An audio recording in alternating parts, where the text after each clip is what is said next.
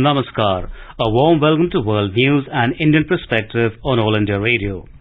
I'm Abhijit Loreng and with me is Ashish P. Abraham bringing glimpses of the major development of the day from across the globe.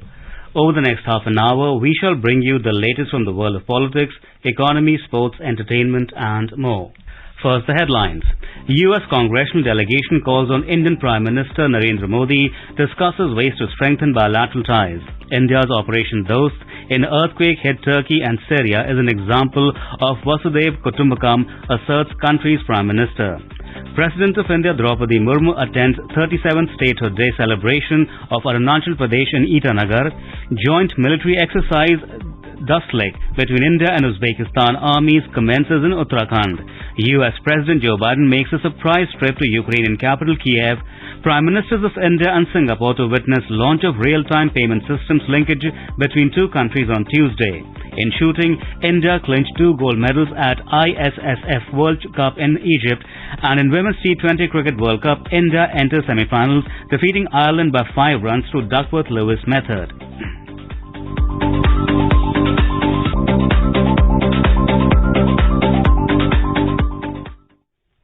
A U.S. congressional delegation of 9 senators, led by Senate Majority Leader Charles Schumer, called on Prime Minister of India Narendra Modi in New Delhi on Monday. Prime Minister Modi welcomed the congressional delegation to India and appreciated the consistent and bipartisan support of the U.S. Congress for deepening India-U.S. bilateral ties. Mr. Modi also referred to his recent phone call with U.S. President Joseph Biden and the shared vision of the two leaders for further elevating India-U.S. comprehensive global strategic partnership to address contemporary global challenges. Prime Minister Modi and the U.S. delegation recognized the shared democratic values, robust bilateral cooperation, strong people-to-people ties and the vibrant Indian community in the U.S. as strong pillars anchoring the bilateral strategic partnership. The Indian Prime Minister also discussed with the U.S. delegation new opportunities for consolidating the India-U.S. ties in critical technologies, clean energy transition, joint development and production, and trusted and resilient supply chains. India's Prime Minister has said that the country's quick response to the earthquake-hit Turkey and Syria has attracted attention of the whole world. Prime Minister Modi said that it is a reflection of the preparedness of the country's rescue and relief teams. The Indian Prime Minister was interacting with personnel involved under Operation Dost in Turkey and Syria on Monday.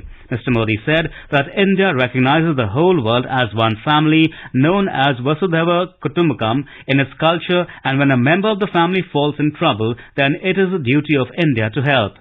He emphasized that no matter which country is in trouble and if the matter is related to humanity and sensitivity, then India keeps human interest paramount. हमारी संस्कृति ने हमें वसुधैव कुटुंबकम की सीख दी है। वो जीव मात्र को अपना मानकर उनकी सेवा करते हैं। तुर्की हो या फिर सीरिया हो, पूरी टीम ने इन्हीं भारतीय संस्कारों का प्रकटीकरण किया है। हम पूरे विश्व को एक परिवार मानते हैं। ऐसे में परिवार के किसी भी सदस्य पर अगर कोई संकट आए तो भारत का धर्म है उसकी मदद के लिए तेजी से आगे बढ़ना। During the interaction, Prime Minister Modi termed the efforts of the entire team involved in the rescue and relief measures under Operation Dost as exemplary. He added that Operation Dost is an example of India's dedication to humanity and its commitment to stand by nations in distress. He stated that India has always been the first responder to any calamity in any part of the world. He added that wherever Indian teams reach with tricolor, there is an assurance that now Indian teams have arrived and the situation will start getting better, and the role of tricolor was witnessed in Ukraine. The Prime Minister also remembered how the tricolor worked as a shield for everyone in Ukraine during Operation Ganga. He said India also rescued people from Afghanistan in an unprecedented situation and got its citizens home safely. Northeastern states of Arunachal Pradesh and Mizoram are celebrating their statehood day on Monday. Arunachal Pradesh and Mizoram got the status of state from Union Territory on this day in 1987. President Draupadi Murmu has said that the northeastern states are playing a crucial role in giving a new direction to the development of the nation. The President said this while attending the 37th Statehood Day celebration of Arunachal Pradesh in Itanagar today. She said India is holding the G20 presidency this year and expressed happiness that G20 meetings are also being held in the northeastern states. She said such meetings will boost the culture and tourism of the region. Speaking on women empowerment, the President said that without the development of women, a society cannot develop. महिलाओं के विकास के बिना कभी भी समाज का संपूर्ण विकास नहीं हो सकता है। अरुणाचल प्रदेश की पंचायतों में महिलाओं का प्रतिनिधित्व लगभग 47% है। इस विशेष उपलब्धि के लिए मैं अरुणाचल प्रदेश की महिलाओं और यहाँ के सभी निवासियों को बहुत बहुत बधाई देती हूँ। बोमडिला की ओंगसू जामसेनपा को वर्ष 2021 में पद्मश्री पुरस्कार भी दिया गया है। मैं उनको बहुत बहुत बधाई देती हूँ। नारी शक्ति पुरस्कार से सम्मानित तागेरिता ताखे प्रदेश के स्थानीय एग्रो वेस्ट प्रोडक्ट को अंतर्राष्ट्रीय बाजार तक लेकर जा रही है। The Indian President said that the 21st century is the age of technology, but we should move forward keeping in mind the idea of technology for social justice. The President earlier laid foundation stones of 2 infrastructure projects, including the 40-kilometer double-lane road between Doni Polo Airport and Nahral Gun railway station. The President is on a 2-day visit to the state. She will address the members of the State Legislative Assembly during a special session of the House in the Assembly Hall on Tuesday. Prime Minister Narendra Modi in a tweet said Arunachal Pradesh is a state synonymous with dynamism and patriotism. He said the people from the state have contributed to India's progress in many sectors. Wishing the people of Mizoram, he said, the state is known for its natural beauty, hard-working people and the outstanding Mizo culture. The Prime Minister said, may the aspirations of the people of Mizoram continue being fulfilled in the coming times. India's Prime Minister Narendra Modi and his Singapore counterpart Lee Hsien Loong will witness on Tuesday the launch of cross-border connectivity between the Unified Payments Interface of India and PayNow of Singapore through video conferencing. The launch will be done by RBI Governor Shaktikanta Das and Monetary Authority of Singapore's Managing Director Ravi Menon. The linkage of these 2 payment systems will enable residents of both countries in faster and cost-efficient transfer of cross-border remittances. It will also help the Indian diaspora in Singapore, especially migrant workers and students, through instantaneous and low-cost transfer of money from Singapore to India and vice versa. India has emerged as one of the fastest-growing ecosystems for fintech innovation. Prime Minister Modi's visionary leadership has been instrumental in driving globalization of India's best-in-class digital payment infrastructure. In today's Hotspot section, we bring you a news commentary on Prime Minister's vision for ease of doing business in India.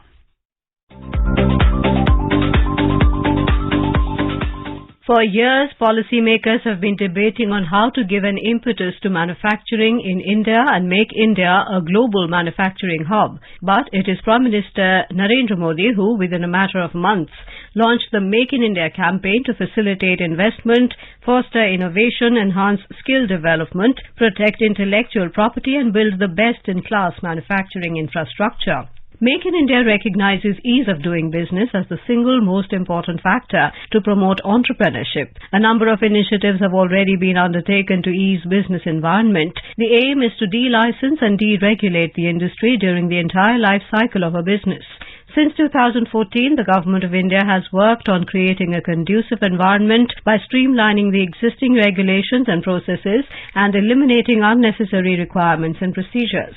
Guided by the principle of reform, perform and transform, the Government of India has brought in several reforms which have furthered ease of doing business. हमने policy stability पर जोर दिया है, coordination पर जोर दिया है, ease of doing business पर जोर दिया है। बीते समय में हमने हजारों कंप्लायंस खत्म किए हैं, पुराने कानूनों को समाप्त किया है। हमने अपने रिफॉर्म से एक राष्ट्र के रूप में भारत को मजबूती देने का काम किया है।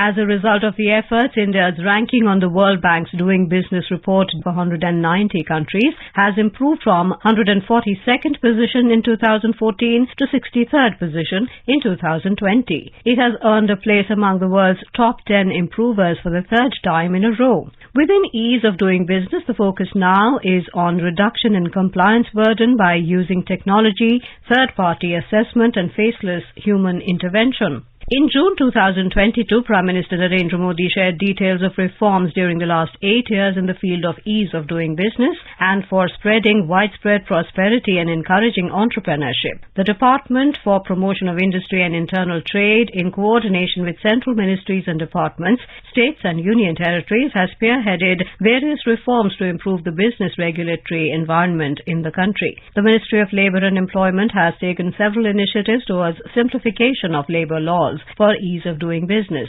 The government has notified 4 labour codes: the Code on Wages 2019, the Industrial Relations Code 2020, the Code on Social Security 2020, and the Occupational Safety, Health and Working Conditions Code 2020 by simplifying, amalgamating and rationalizing the relevant provisions of 29 central labour laws.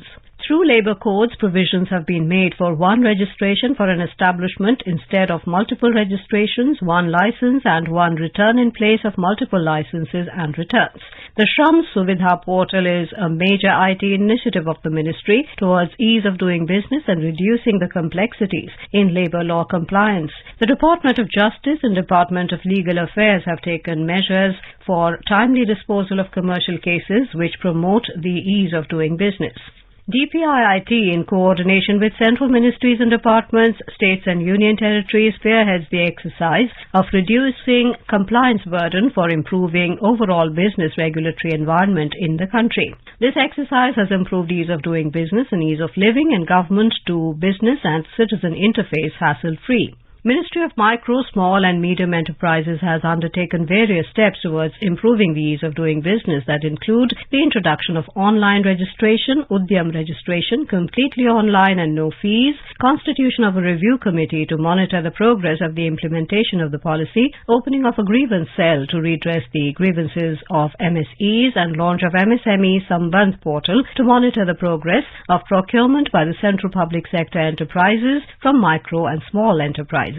The marked improvement in India's rank in ease of doing business parameters has had a very positive impact on the country's business ecosystem. The ease of doing business reforms have instilled a spirit of competition among the states to make life as easy as possible for potential investors to set up business in their regions, which would eventually provide employment to its people. Potential international investors base their decision on locating their future investments on India's ranking on ease of doing business. India's steady improvement in a short time span is leading to renewed interest in setting up business in India, thus making the Atmanirbhar Bharat vision a reality.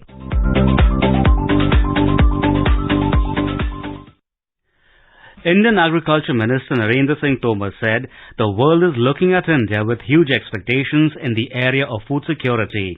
He was addressing the National Conference on Agriculture for the Zaid Summer Campaign in New Delhi on Monday. Stating that India is the fastest growing economy in the world, he said that the centre and the state governments must work in tandem to fulfill the expectations of the people of India as well as the world. Ambassador of India to Nepal, Naveen Srivastava, handed over the first tranche of 20 kidney dialysis machines, KDMs, to the Nepalese Minister for Health and Population, Padam Giri, on Monday morning. These 20 KDMs are the first batch of the 200 such machines that are being gifted by the Government of India to Nepal. The units include all the rated equipment. The remaining consignment will be delivered soon. Speaking on the occasion, Ambassador Srivastava noted the long-standing development cooperation between India and Nepal, especially in the health sector. He added that the gifting of these machines reflected the continued support by India to Nepal as it augments its health infrastructure. Nepal Minister, in his remarks, thanked the Government of India for its continued developmental support in the health sector, including for the kidney dialysis machines, for boosting the medical facilities for the people of Nepal. German Chancellor Olaf Scholz will be on a 2-day visit to India from Saturday. During his visit, the German Chancellor will hold discussion with Prime Minister Narendra Modi on bilateral, regional and global issues. The two leaders will also interact with CEOs and business leaders of both sides. Chancellor Scholz will also call on President Draupadi Murmu. This will be Chancellor Scholz's first visit to India in his current role. He will be accompanied by senior officials and a high-powered business delegation. The India-Germany strategic partnership is underpinned by shared values, trust and mutual understanding. The fourth edition of joint military exercise Dust Lake between the Indian Army and Uzbekistan Army commenced at Pithoragarh in Uttarakhand on Monday. Indian Defence Ministry said 45 soldiers, each from Uzbekistan and Indian Army, are participating in this exercise, which is aimed at promoting positive relations between both the armies. The Indian Army contingent comprises troops from an infantry battalion from the Garhwal Rifles Regiment. The 14 days long joint exercise will focus on joint counter-terrorist operations in mountainous and semi-urban scenario under UN mandate. Indian naval ships to Medha on Monday reached Abu Dhabi in United Arab Emirates to participate in Naval Defence Exhibition and International Defence Exhibition. India's Defence Ministry said the exhibition will continue till Friday. The ship's participation in two leading regional naval and defence exhibitions will showcase the strengths of India's indigenous shipbuilding and underscore the vision of self-reliant India. This is All India Radio giving you the world news. President Joe Biden made a surprise visit to the Ukrainian capital Kiev on Monday. This is U.S. President's first visit to Ukraine since its conflict with Russia began almost a year ago. His visit was shrouded in secrecy until Monday morning. President Biden met his Ukrainian counterpart Volodymyr Zelensky in Kiev. He also met the First Lady of Ukraine, Olena Zelenska. In a joint media briefing alongside his Ukrainian counterpart from St. Michael's Golden Domed Cathedral in central Kiev, the U.S. President commended Ukraine's courage during the conflict with Russia. The world was literally at the time bracing for the fall of Kyiv. Seems like longer ago than a year, but think back to that year. Perhaps even the end of Ukraine. 1 year later, Kyiv stands, and Ukraine stands. Democracy stands. The Americans stand with you, and the world stands with you. Kyiv has captured a part of my heart, I must say. Mr. Biden said he visited Kiev 6 times when he had earlier served as the vice president. Earlier, the U.S. president said Washington will provide Kiev with a new military aid package worth $500 million that would be announced on Tuesday. Ahead of a press conference, President Biden held talks with President Zelensky. The U.S. president is due to begin a 3-day visit to Poland later today. We spoke to former diplomat Ashok Sajanhar on U.S. president's visit to Ukraine. It's a hugely significant development that President Joe Biden of the United States paid a surprise visit to Kiev to meet President Volodymyr Zelensky of Ukraine as a gesture of support to Ukraine. That's a huge deal, and it will send out a very strong message that the United States and NATO is willing to stay with Ukraine for as long as it takes. North Korea fired another pair of short-range ballistic missiles off its east coast on Monday. It was the second weapons test in just 3 days. The move came after warning of a strong response to military drills by South Korea and the United States. A statement released by the state media said 2 projectiles were fired from a multiple rocket launcher, aiming at targets 395 kilometers and 337 kilometers away. Meanwhile, South Korea's military said it strongly condemned the 2 launches as an act of significant provocation. Japan has also detected the launches, saying 2 ballistic missiles were fired on Monday morning. The second round of the India-Iraq Foreign Office consultations was held in Baghdad on Monday. The Indian delegation was led by Dr. Asif Saeed, Secretary, Consular, Passport and Visa and Overseas Indian Affairs, while the Iraq's delegation was led by Under-Secretary for Political Planning Affairs from the Ministry of Foreign Affairs of Iraq, Dr. Hisham Al-Alawi. Dr. Asif Saeed called on Deputy Prime Minister Hayyan Abdul Ghani and Minister of Trade Atir Dawood Salman, among others, and discussed a range of bilateral, regional and international issues of mutual interest. Both sides noted the warm and friendly traditional relations and comprehensively reviewed the current status of bilateral relations in all fields, including political, economic, defence, security, trade and investment. External Affairs Ministry in a statement said that detailed discussions were held on further strengthening of the bilateral relations and the future direction of the growth of the bilateral cooperation.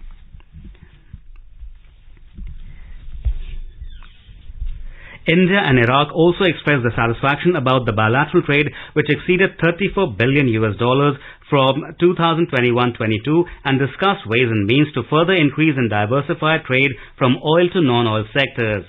Both sides also agreed on the importance of continuing the upward momentum in the relationship through exchanges of regular visits and consultations, and agreed to hold the next India-Iraq Joint Commission meeting at oil ministers level in New Delhi at a mutually convenient date. Secretary Dr. Asif Saeed also inaugurated the newly constructed Indian Consular Application Center in Baghdad, which will facilitate Indian and Iraqi nationals seeking visas and consular services.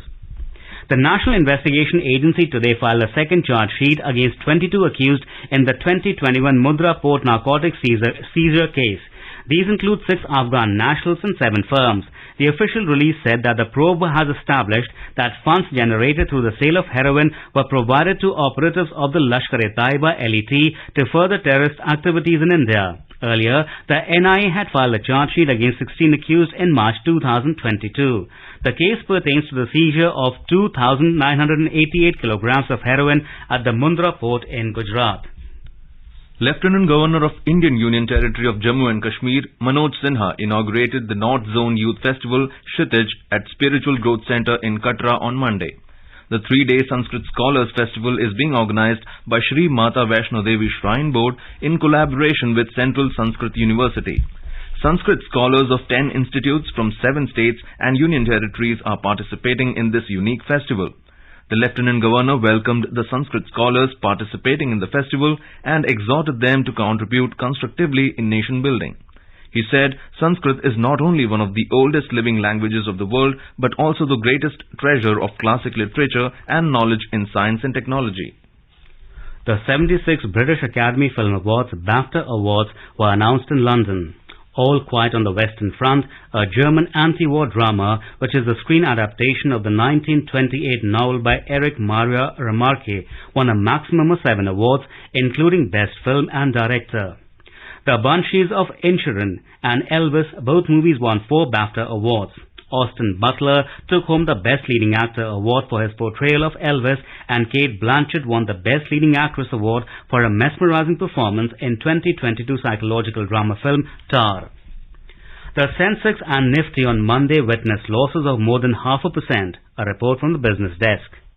The Sensex lost 311 points or 0.51% to finish at 60,692. The Nifty 50 also fell 100 points or 0.56% to settle at 17,845. Among global stock markets, most Asian shares ended up except Singapore's Straits Times Index, which fell 0.6%. China's Shanghai Composite Index climbed 2% and Hong Kong's Hang Seng gained 0.8%.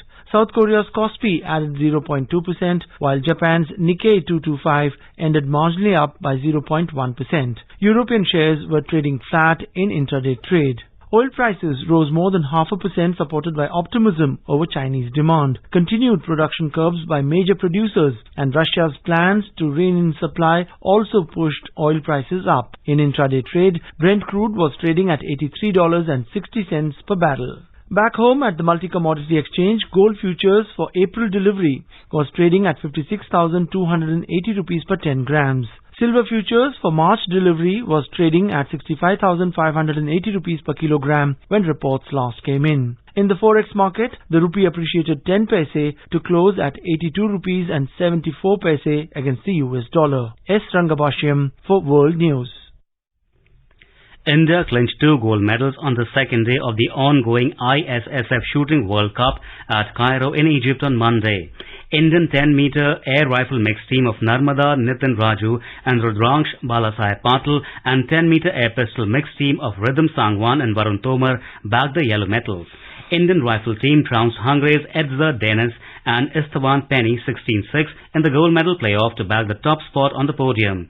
In the 10-meter air pistol mixed team event, the pair of Varun Tomar and Rhythm Sangwan routed Serbian pair of Zorana Arunovic and Dimir Mikek 16-10 to win the gold medal. The 19-year-old Varun also won bronze in the 10-meter air pistol men event after beating compatriot Sarabjot on Sunday.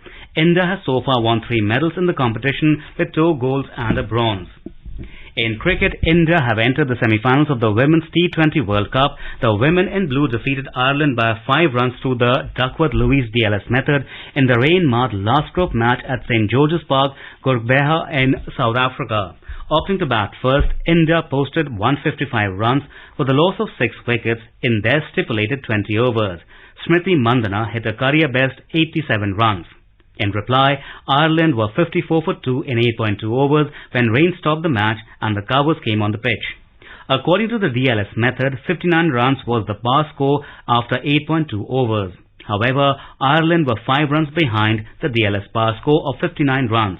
From Group B, England have already qualified for the semi-finals. From Group A, defending champions Australia defeated South Africa by 6 wickets on Saturday to book a place in the semi-finals. Youth Affairs and Sports Minister Anurag Singh Thakur has congratulated the Indian badminton team on their triumph at the Asia Mixed Team Championship in United Arab Emirates. In a tweet, the minister has termed India's performance as historic. He lauded the team for securing the country's first ever bronze medal at the event and also earning a spot in the upcoming Sudirman Cup 2023. Youth Affairs and Sports Minister's Oversight Committee has cleared a contingent of 43 members, including 27 wrestlers, to participate in the upcoming second ranking series Ibrahim Mustafa tournament. The event will take place in Alexandria in Egypt from 23rd to 26th of this month. The tournament will be crucial to gain ranking points for better seeding at the Senior Asian Championships 2023 and the Senior World Championships 2023. A vast trove of Cambodia's Angkorian crown jewellery, some dating back to the 7th century, resurfaced in London last summer.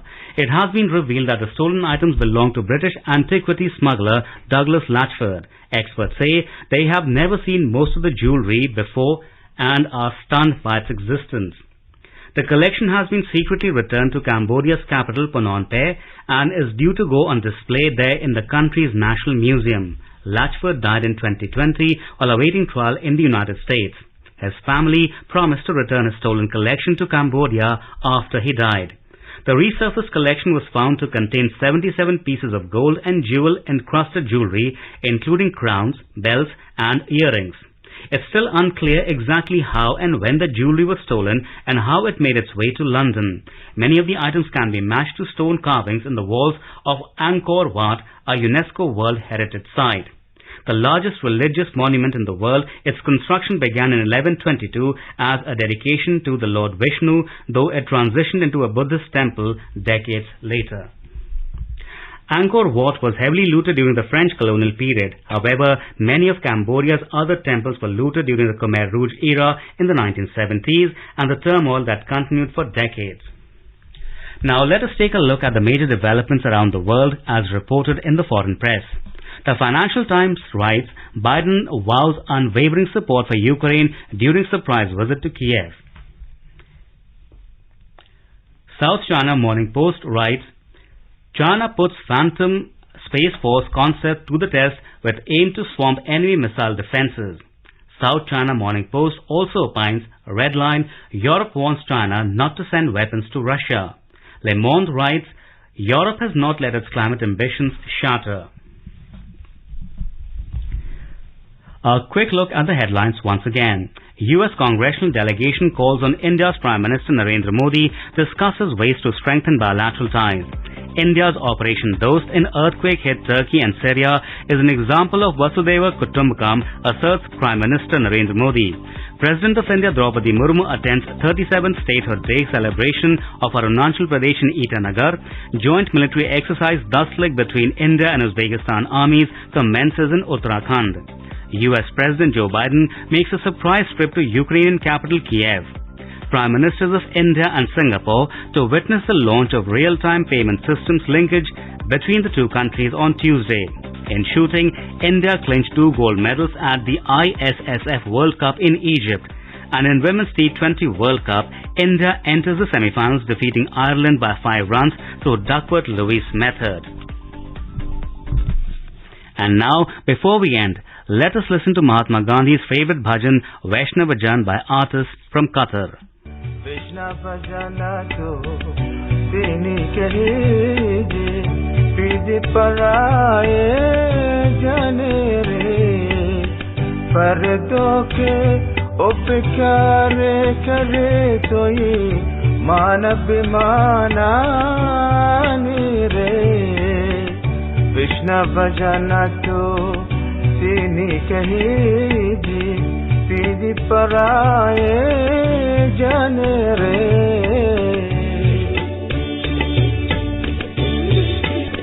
Sakala Lokima Sahune Wende Nenda Nakare And with that, we end this bulletin. We'll be back at the same time tomorrow with the next edition of the World News.